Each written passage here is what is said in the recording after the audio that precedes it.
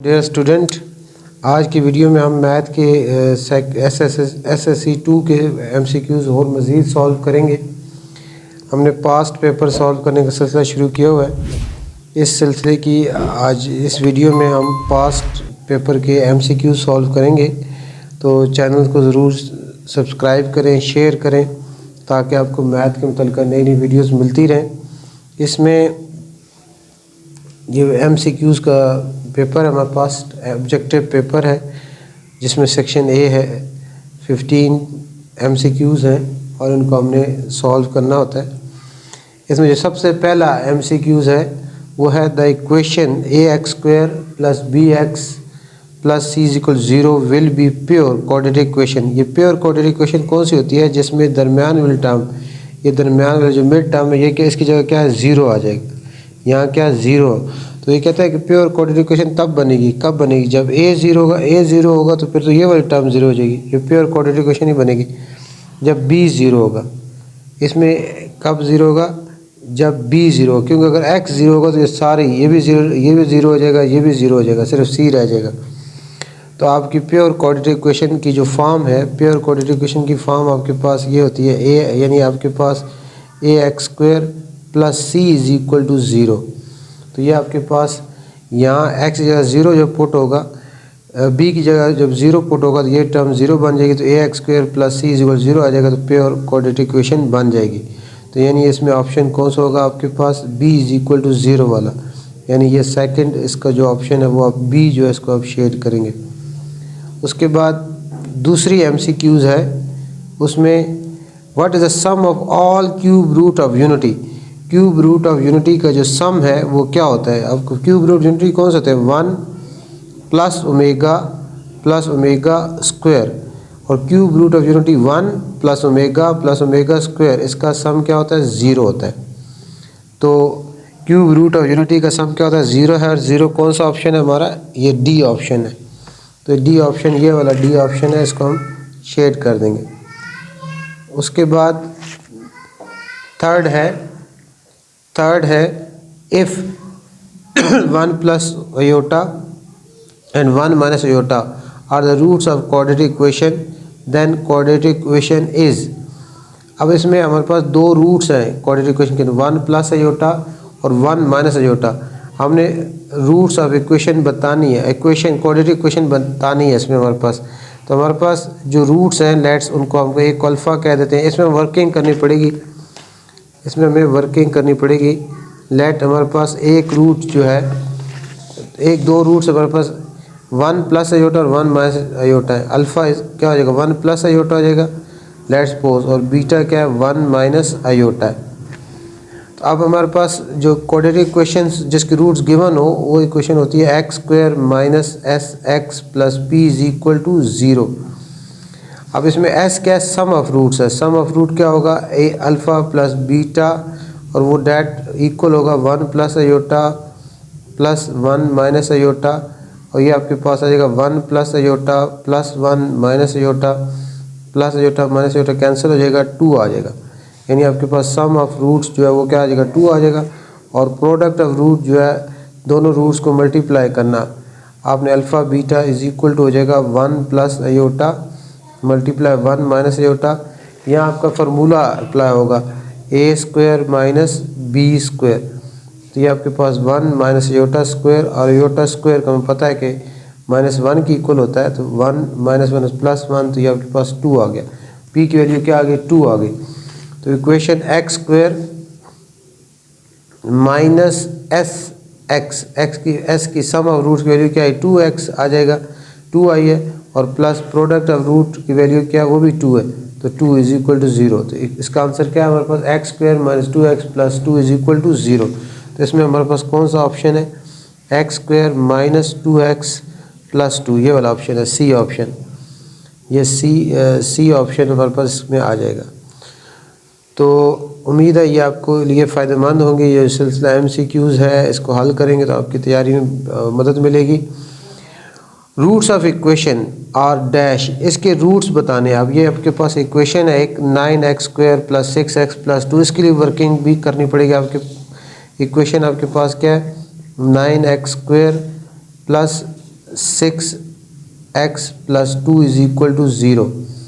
अब इसमें a की वैल्यू क्या 9 है, b की वैल्यू 6 है, c की वैल्यू कितनी है 2 है। तो रूट्स ऑफ इक्वेशंस कौन हमें सब वो करता है, डिस्क्रिमिनेंट जो होता है, डिस्क्रिमिनेंट जो है वो होता है b² - 4ac। इसमें आप a b c की वैल्यू पुट करें तो आपके रूट्स का नेचर पता चल जाता है। b कितना 6 है, 6 का स्क्वायर -4, a कितना 9 और c कितना 2, ये 36 आ जाएगा। और 4 9 36, 36 × 2 72, और 36 - 72 से -36 आ जाएगा, जो कि हमारा जो है लेस देन, ये आपका लेस देन 0 है। लेस देन 0 जब होता है, डिस्क्रिमिनेंट की वैल्यू लेस देन 0 तो रूट्स क्या होते हैं, इमेजिनरी हो जाते हैं। रूट्स क्या होते हैं, इमेजिनरी।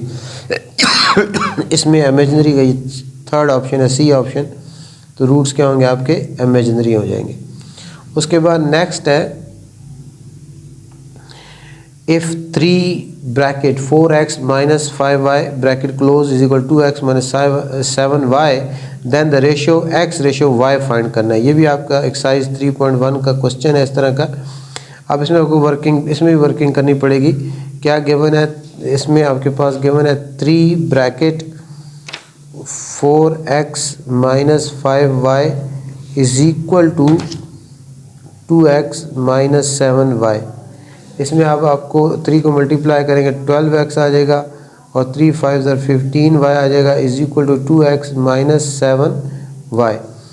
अब इसमें x/y की वैल्यू फाइंड करनी है आपने, तो x वाले एक साइड पे शिफ्ट करें, 12x - 2x = -7y + 15y, 10x = 8y।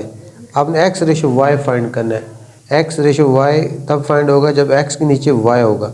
यहाँ y बोथ साइड्स को y पे डिवाइड कर दिया, और x/y फाइंड करना है आपने, यहाँ से 10 भी रिमूव करना है, इसलिए बोथ साइड्स को 10 पे डिवाइड कर लिया। y के साथ कैंसिल हो गया, 10 के साथ कैंसिल हो गया, x/y आपके पास आ गया, ये 2 4 8 और 2 5 10, 2 4 8 और 2 5 10, 4/5 आ गया।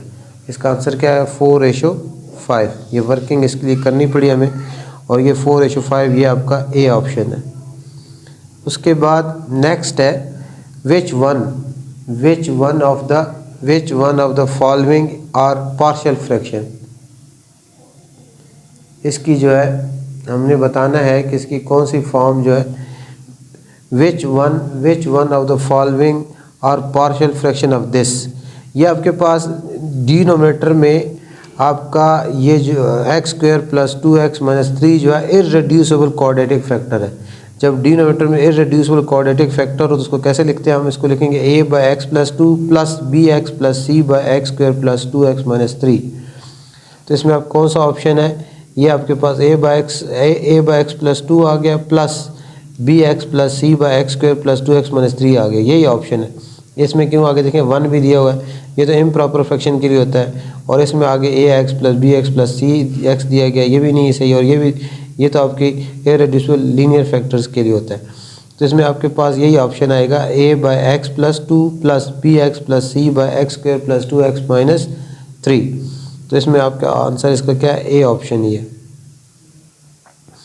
उसके बाद 7th है, which one of the following expression show the shaded region.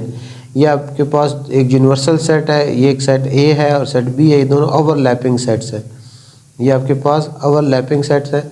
अब इसमें ये जो एरिया शेडेड एरिया है हमने शो करना है, ये किसको शो कर रहा है, ए इंटरसेक्शन बी कम्प्लीमेंट को, बी इंटरसेक्शन ए कम्प्लीमेंट को, ए यूनियन बी कम्प्लीमेंट को, या बी यूनियन ए कम्प्लीमेंट को रिप्रेजेंट कर रहा है। अब इसमें बताना है कि ये शेडेड जो पोर्शन है ये हमारा किस को रिप्रेजेंट कर रहा है। इसमें हमारे पास क्या फिगर है,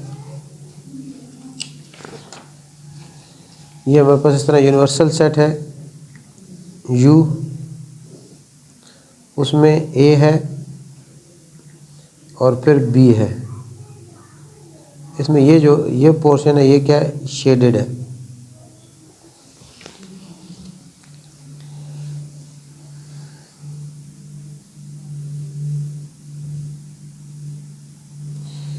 बी ये आपके पास है ए इंटरसेक्शन बी कम्प्लीमेंट, दूसरा ऑप्शन है बी इंटरसेक्शन ए कम्प्लीमेंट, और तीसरा ए यूनियन बी कम्प्लीमेंट, और तीसरा है B union A complement.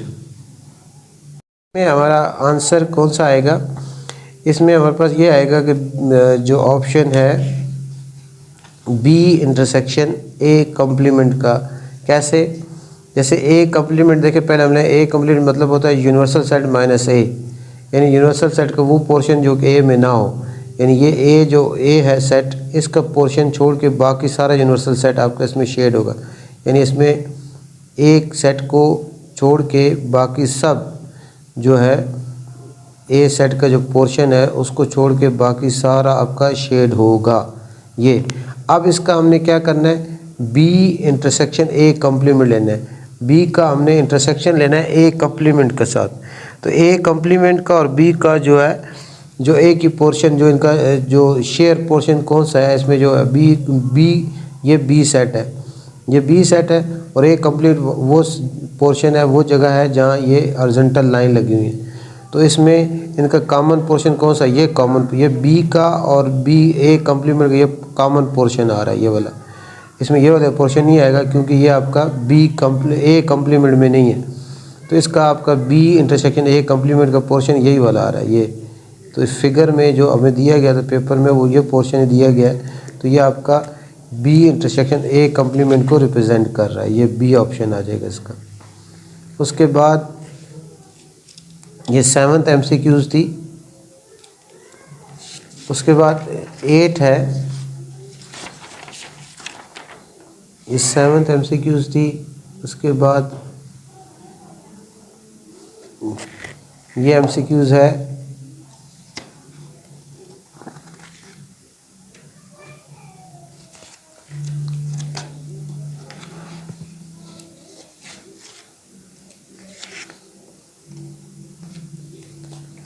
MCQs number 9 है। 9 में हमने ओमेगा पावर -12 को शो करना है कि ओमेगा पावर -12 किसकी इक्वल होता है, ओमेगा पावर 12 किसकी इक्वल है। अब इसमें हमें पता है कि ओमेगा, ये हमारे पास क्या ऑप्शन है, ओमेगा पावर -12 को बताना, ये होगा 1/ओमेगा 12। अब इसको लिख सकते हैं हम ओमेगा 3 पावर 4। अब ओमेगा 3 1 होता है, ये 1 पावर 4 हो जाएगा, और 1 पावर 4 1 की पावर कुछ भी 1 ही आता है, 1/1, और ये आंसर इसका क्या आ जाएगा, 1 आ जाएगा। तो इसमें ऑप्शन 1 कौन सा है? ये बी ऑप्शन है, ये बी ऑप्शन आ जाएगा। 1/ओमेगा पावर -12 जो है वो आपके 1 की इक्वल होता है। तो ये इसके बी पावर का हमने शेड कर लिया।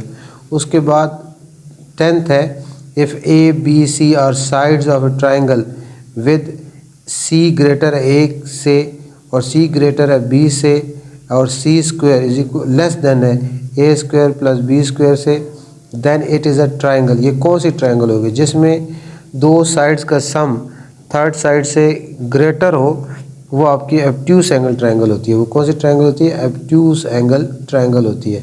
तो ये आपका बी ऑप्शन आएगा।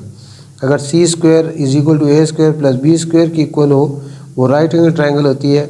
और सी स्क्वायर अगर आपका ग्रेटर हो ए स्क्वायर प्लस बी स्क्वायर से, तो वो आपकी एक्यूट एंगल ट्राइंगल होती है। और अगर लेस हो तो वो क्या होती है? आपका एब्ट्यूस एंगल ट्राइंगल होती है। उसके बाद 11th MCQs है, if tan theta is equal 3/4 and theta lies in third quadrant, then sine theta किसकी इक्वल होगा? तो ये आपका थर्ड क्वाड्रेंट में टाइन थीटा 3/4, थर्ड क्वाड्रेंट में टाइन थीटा पॉजिटिव होता है और साइन थीटा क्या होता है? नेगेटिव होता है। थर्ड क्वाड्रेंट में साइन और कॉस दोनों क्या होते हैं? नेगेटिव होते हैं। तो हमारे पास इसमें यहाँ देखें, यहाँ भी हम वर्किंग करेंगे। टाइन थीटा हमारे पास क्या गिवन है? टाइन थीटा गिवन है 3/4 के, और टाइन थीटा इक्वल होता है परपेंडिकुलर बाय बेस।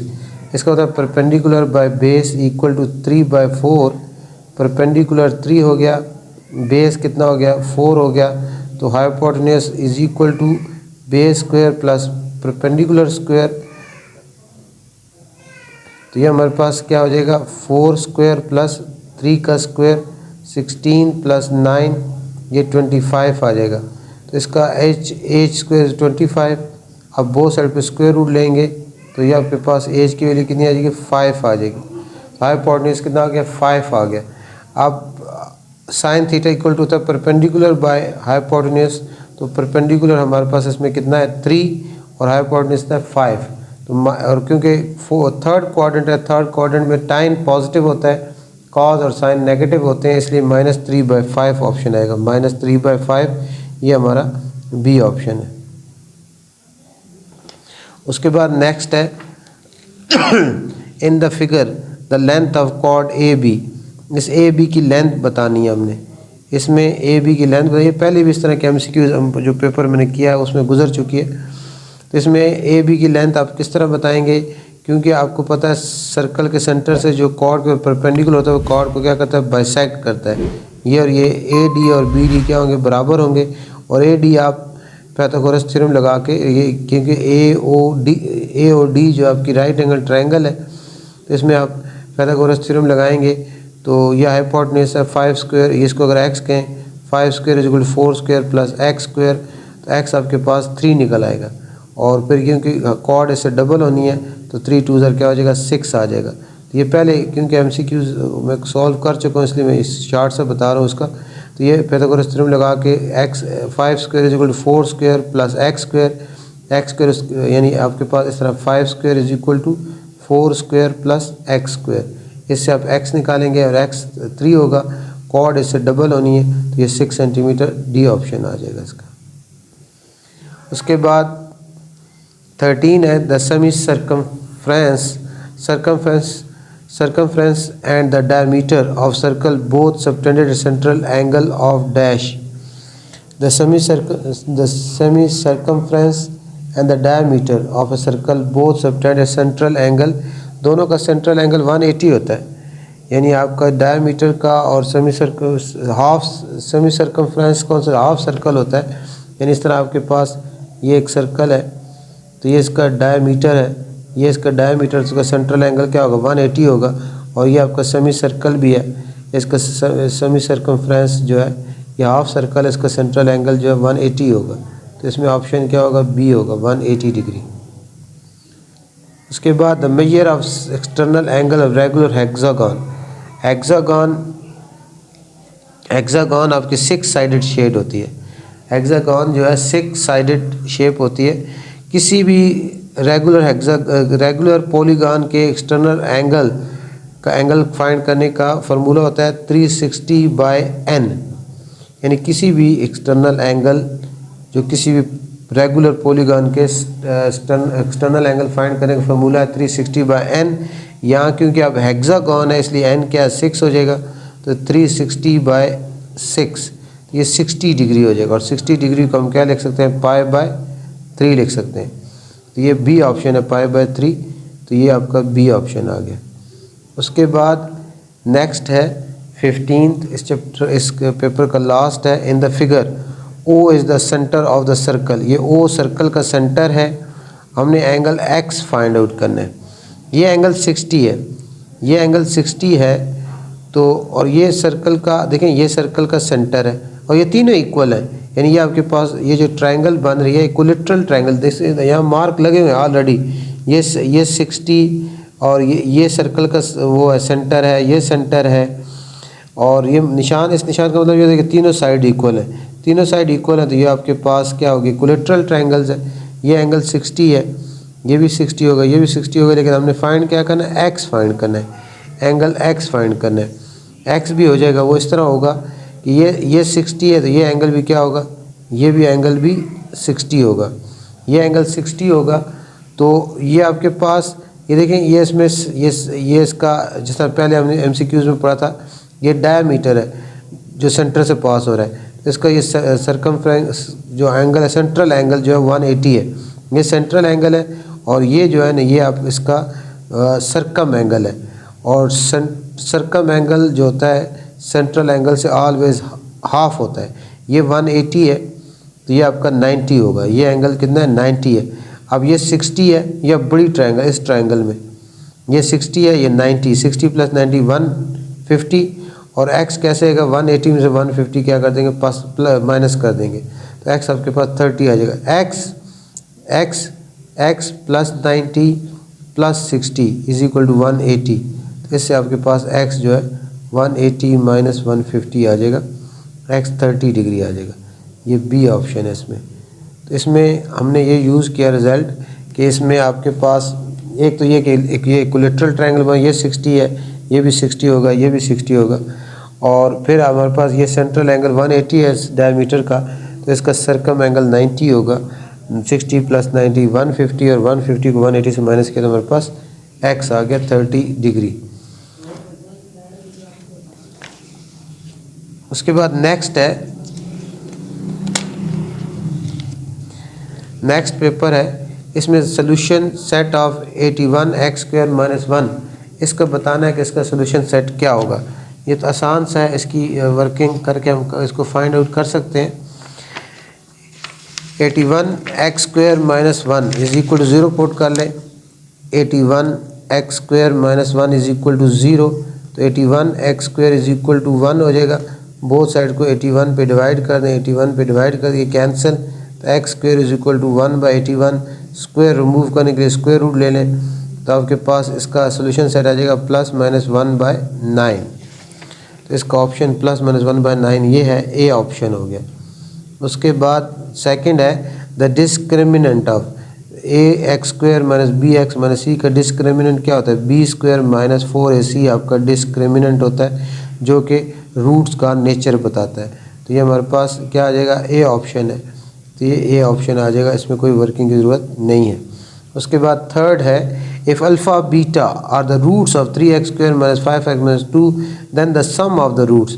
अब the sum of the roots आपको पता है माइनस बी बाई ए होता है, सम ऑफ रूट किसकी इक्वल होता है, माइनस बी बाई ए। अब यहाँ ए की वैल्यू क्या है, -5, तो ये -5 और ए क्या आपके पास 3 है, तो ये आपके पास क्या आ जाएगा +5/3। तो 5/3 कौन सा ऑप्शन है, ये ए ऑप्शन ही है। तो इसमें आप थोड़ी सी वर्किंग करके आप फाइंड आउट कर सकते हैं। सम ऑफ रूट आपको पता है -b/a के इक्वल होता है, और प्रोडक्ट ऑफ रूट जो है c/a के इक्वल होता है। उसके बाद if a ratio b is equal to x ratio y then invertendo property invert करना, इसको उल्टा देना होता है। a ratio b is equal to x ratio y है, तो बाय इन्वर्डेंडो प्रॉपर्टी ये b ratio a is equal to Y ratio X हो जाएगा। तो ये कौन सा है, B ratio is equal to Y ratio X. Invert कर देना, उल्टा देना इसको, ए ratio B is equal to X ratio Y को by invertendo property B ratio A is equal to Y ratio X हम लिख सकते हैं। उसके बाद ये पार्शियल फ्रैक्शन रिलेटेड आ गया, ये भी उसी तरह का आ गया। इसमें आपके पास डिनोमिनेटर आपका इररेड्यूसिबल क्वाड्रेटिक फैक्टर है, इसको हम लिखेंगे a/x + 1 plus bx plus c/x square plus 2, और ये कौन सा ऑप्शन बनता है, ये वाला ऑप्शन सही बन रहा है, तो ये ऑप्शन आपका बी है। उसके बाद नेक्स्ट है which type of function is shown, ये कौन से टाइप का फंक्शन है। इसमें डोमेन है 1 2 और रेंज है a b c। तो डोमेन तो इसका ये फंक्शन तो है, क्योंकि डोमेन में कोई एलिमेंट आपका इसमें रिपीट भी नहीं हो रहा, और इसकी डोमेन में से कोई यहाँ मिसिंग भी नहीं है, यहाँ से मैपिंग हो रही है, तो ये फंक्शन तो है। लेकिन रेंज में एक एलिमेंट इसमें मिसिंग है, तो ये आपका फंक्शन तो है, बाइजेक्टिव फंक्शन नहीं है, क्योंकि ऑन टू फंक्शन नहीं है, इंजेक्टिव फंक्शन और सरजेक्टिव फंक्शन। तो ये आपका जो है बाइजेक्टिव फंक्शन नहीं है, और जो है इंजेक्टिव फंक्शन और सरजेक्टिव फंक्शन जो जिसमें 1 1 क्रॉसपॉन्डेंस हो और वो ऑन टू फंक्शन ना हो, रेंज यानी उसकी सारी मैपिंग ना हो रही हो, वो आपका इंजेक्टिव फंक्शन होता है। तो ये ऑप्शन सी आ जाएगा। उसके बाद नेक्स्ट है जिसमें सिग्मा एक्स स्क्वायर की वैल्यू दी गई है 32,688, सिग्मा एक्स दिया गया, एन दिया गया, इसकी वेरिएंस फाइंड करनी है। तो ये अपने फार्मूले में वैल्यूज़ पुट करनी पड़ेंगी आपको। वेरिएंस का फार्मूला होता है S square X square is equal sigma X square by N minus sigma X by N whole square. इसमें अब सिग्मा एक्स स्क्वायर की वैल्यू कितनी है 32,688 बाय एन, एन कितना है 10 है, और सिग्मा एक्स की वैल्यू कितनी है 568/10 होल स्क्वायर।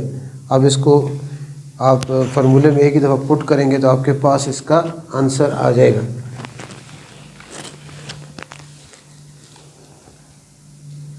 इसमें आप अपने वैल्यूज़ लिखेंगे, कैलकुलेटर में पुट करेंगे 32,688/10, आगे माइनस ब्रैकेट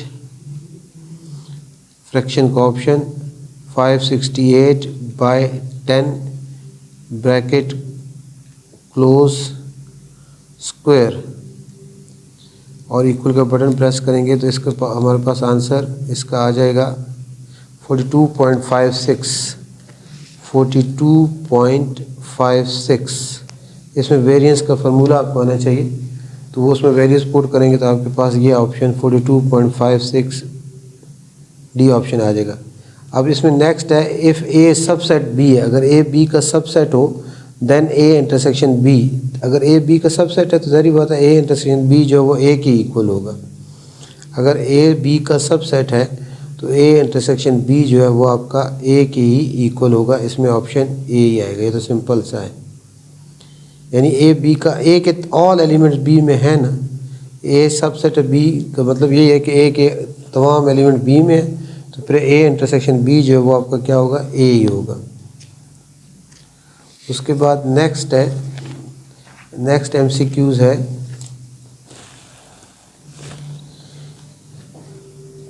तो वही रिपीट हो रही है। उसके बाद नेक्स्ट है, इन विच क्वाड्रेंट ओनली से डिफरेंट है, if A subset of B का देन ए यूनियन बी। अब ए यूनियन बी, क्योंकि ए के तमाम एलिमेंट बी में है तो फिर ए यूनियन बी आपका किसकी इक्वल होगा, बी की इक्वल होगा। इसका ऑप्शन क्या है, बी है। यानी ए सबसेट है बी का ना, फिर ए के ऑल एलिमेंट बी में इंक्लूड है तो फिर ए यूनियन बी आपका क्या होगा, बी होगा। इसकी एग्जांपल इस तरह सिंपल से ले लें, जैसे आपके पास ए है 1 और बी है 1 2 3 कह लें। अब ए जो है वो सबसेट है बी का, लेकिन अब ए यूनियन बी लेंगे तो वो हमारे पास क्या आएगा, 1 2 3 आएगा, और ये किसकी इक्वल है, बी की इक्वल है। और अगर हम इसकी इंटरसेक्शन लें, ए इंटरसेक्शन बी लेंगे तो वो हमारे पास सिर्फ 1 आएगा जो कि ए की इक्वल है। ये दोनों MCQs आपके इस तरह क्लियर हो जाएंगे। तो ये आपका बी ऑप्शन आएगा, ये बी को मैं शेड कर लूँ। उसके विच क्वाड्रेंट, अगला है in which quadrant only tan theta and cot theta are positive. ये हमारे पास आपको पता है कि फर्स्ट क्वाड्रेंट में ऑल पॉजिटिव होते हैं, दूसरे में साइन पॉजिटिव होता है, तीसरे में टाइन पॉजिटिव होता है, चौथे में कॉज पॉजिटिव होता है। तो टाइन और कॉट दोनों किस में पॉजिटिव होते हैं, ये इन विच क्वाड्रेंट ओनली यानी किस क्वाड्रेंट में सिर्फ टाइन और कॉट पॉजिटिव होते हैं, और थर्ड में पॉजिटिव होते हैं। तो ये सी ऑप्शन हो जाएगा, इसको सी को हम शेड कर लेंगे।